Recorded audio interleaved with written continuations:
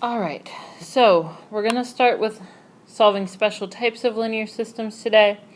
We have some real basic equations that we should all be pretty good at solving at this point. So we're going to start there as our warm-up. So in the first one, I'm going to add negative 17x to each side to get my variables to match up.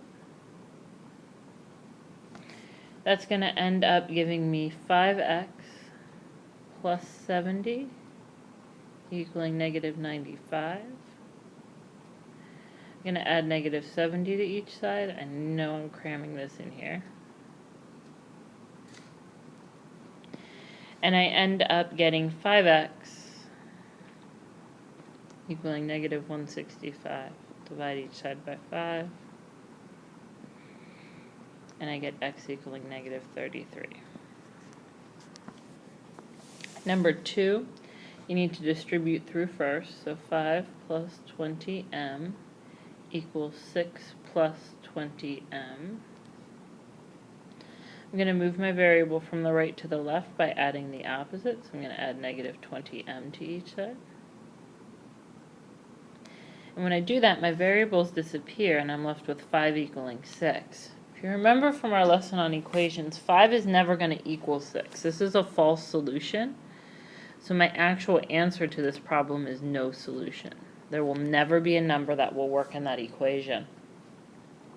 Looking at 3, I'm going to distribute through again. So 6g plus 4 equals half of 12 is 6, and half of 8 is 4. You might notice at this point that both sides of the equation match exactly. It's a good thing to notice if you picked up on it. If not, it's fine. Follow the process like normal. Moving my variable from the right to the left by adding the opposite.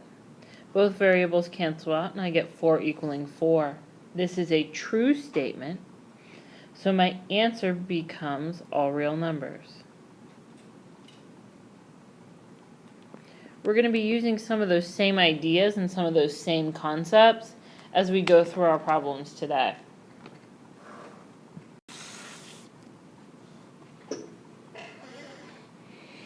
So special types of linear system.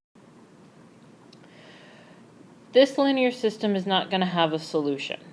Okay? No matter how we solve it, we're not going to end up getting an answer.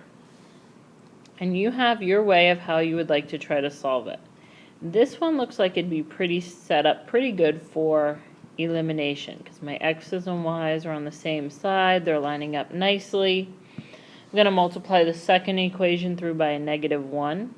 So every piece is going to change signs.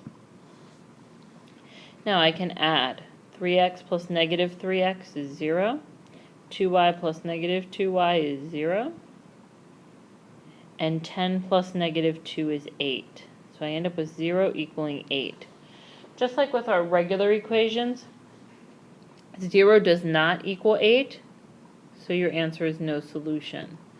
There is no way to check these, so you have to be trusting yourself that you're doing it correctly. So again, this one is going to end up with no solution, but let's work through it. Again, it's set up pretty nicely for elimination, so negative 3y equals 6. And 2x plus negative 3y equals negative 4. Multiply through on the second equation. This time it just so happens to be multiplying through by a negative 1 again. That won't always be the case, but it happens to be the case today. That's a plus 4 now. Go ahead and add. They cancel, giving me 0. These cancel, giving me 0, and I get 10. So 0 equaling 10. That's not true, so no solution. Now we're going to look at infinitely many solutions. Very similar to all real numbers, but because with linear systems our answers have an x and a y, we can't just say all real numbers, we have to call them solutions now. So it's infinitely many solutions. This problem, because it has the y by itself, is set up very nicely for substitution. You don't have to use substitution, but it is set up quite nicely for it. So x plus negative 2, I'm taking the y out, and I'm putting 1/2 x plus 2 inside, and then equaling negative 4. Distribute through my parentheses. That's going to give me negative 1x plus negative 4 equaling negative 4. Add my like terms. Positive 1x plus negative 1x is 0, plus negative 4 needs to give me negative 4.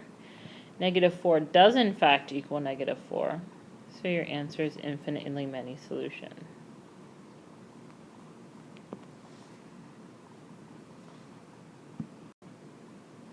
Again, infinitely many solutions is what we're going to come up with. I'm solving it with substitution again, but that does not mean every problem you solve with substitution is going to give you infinitely many solutions. I'm just showing you the different methods that you could use. So 4x plus negative 2 plus negative 2 times 2x plus negative 4 needs to equal 8. Distribute through the parentheses. So now we're going to distribute through the parentheses, and we're going to get negative 4x plus positive 8 equaling 8. Combine my like terms. They're going to disappear and give me 0 plus 8 equaling 8. 8 equals 8. That is a true statement. So you need to write the words infinitely many solutions. So this is just kind of a recap. If you get a false statement, 3 equaling negative 12, it's no solution. If you get a true statement, 8 equaling 8, like in our last example, you get infinitely many. And if you just work the problem like normal and you get x equaling 2, then you get one solution, you get 2. So you're not changing how you're solving the problems. You're solving them like normal. It's just what happens at the end and being aware of what happens at the end and where to go from there. So now I have 4 problems I'd like you to try and practice. You can go ahead and pause the video, and when you come back, I'm going to write the answers to all 4 of these. And then you can kind of see where the answers are and see where you're at compared to where the answers are. And if you have any questions, then you can come see me in class on the answers. So for the first one, you should have gotten x being negative 3 and y being 4. For number 2, you should have gotten infinitely many solutions.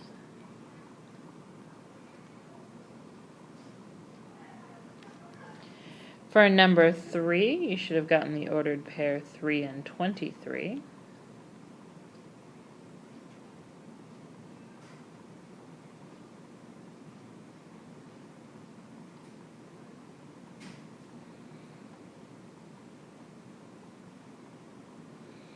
Checking to make sure I did that one right, because I'm not.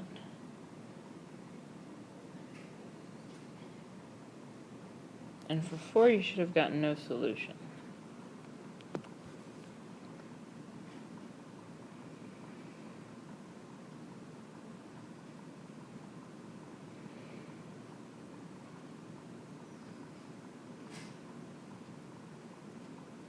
Yes, those all look good.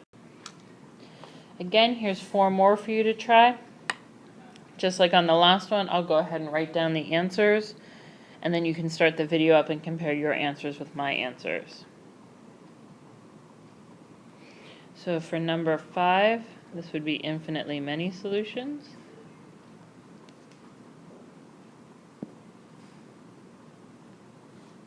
6 would be the ordered pair 3, 0. Remember that 0 is just a number. Just because you get 0 doesn't mean you get a weird answer. You just get the number 0. 7 is going to be no solution. And for 8, you get the answer 0, 3. Again, 0 not being anything weird, it's just 0. Homework tonight is a worksheet. You should be able to get the worksheet online if you don't have it in front of you. There are 8 problems. 4 of the 8 will work out like regular problems that you do have to check. The other 4 are either going to give you an answer of no solution or infinitely many solutions. So 4 of the 8 problems should give you weird-ish type answers.